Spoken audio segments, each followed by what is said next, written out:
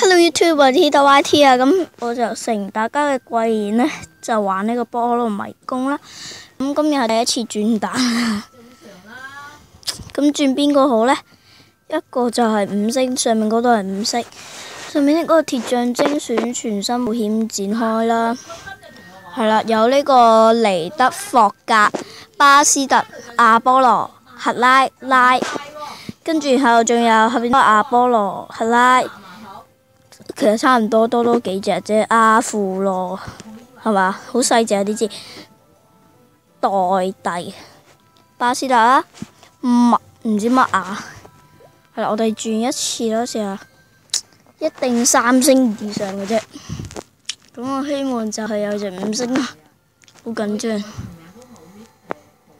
好啦，嚟啦，隻手好多手汗。喂，金蛋 ，yes，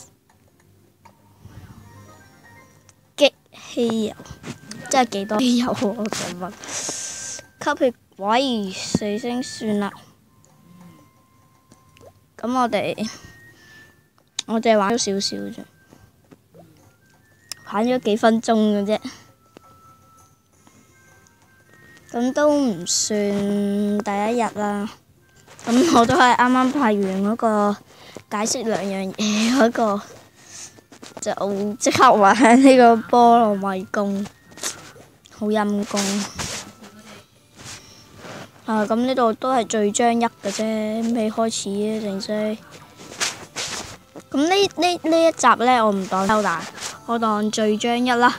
好啦，咁我哋不如就咁完啦。好，咁我哋今日呢條序章就完啦。好啦，我哋下一段片再見，拜拜。